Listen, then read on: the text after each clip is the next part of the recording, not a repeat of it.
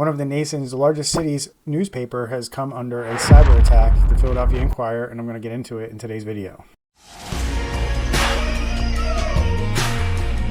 All right, guys, so we have the Philadelphia Inquirer. As many people may know, Philadelphia is right in my backyard. It's my hometown. The largest newspaper in the city has been hit by a cyber attack, causing the largest disruption since a massive snowstorm weather event. This is what they're saying. It happened 27 years ago, back in 1996, otherwise known as the blizzard of 1996. The newspaper has basically told workers to stay home for the next couple of days until they can figure out what's going to happen. So a couple of things that I am noticing with this particular event is it's pretty evident that the Inquirer did not have a really good ransomware or incident response plan in place. They did bring in an outside company. I believe it has been reported that Kroll has come in to help them with this situation. And with their response and the fact that they don't really know when their employees can come back, Tuesday's we're already at Tuesday. I'm actually recording this video on Tuesday, May 16th. This happened on May 11th. It's amazing because, they thought they would get back maybe into the office on Tuesday, and that's really not going to happen. It goes to show you that this business, and just like any business, and what I talk about on this channel all the time, wasn't fully prepared for this event and didn't fully understand what something like this could do to their business. The other interesting part of this is that there is an election today in Philadelphia, and the newspaper is going to struggle to cover this election for the city as a result of this cyber attack. They've locked the files. They've made it difficult for them to print newspapers, to send things out, and they've been tight-lipped ever since Monday when their incident response team from whoever's helping them probably got involved. Up until then, through the weekend, they were providing regular updates, and we haven't heard much in the last 24 hours, which is also an indicator that they are probably getting help from professionals who have told them to run the playbook that we see when these events happen, and that's to not give out too much information while they are trying to investigate as well as negotiate potentially a ransom payment. I'm going to link to an article here from 6ABC that has some information about it. But again,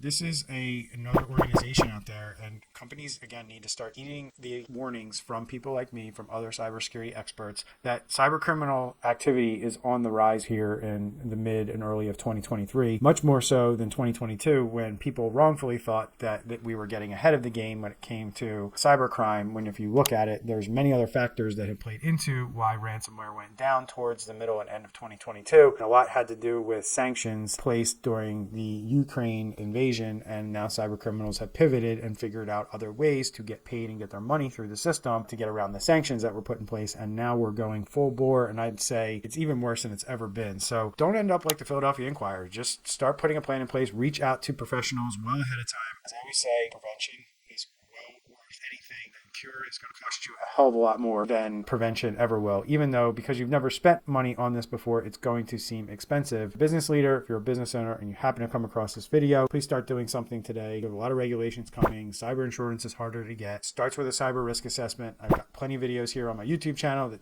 discusses that. We'll link to one here somewhere, and we'll see you in the next video. Take care.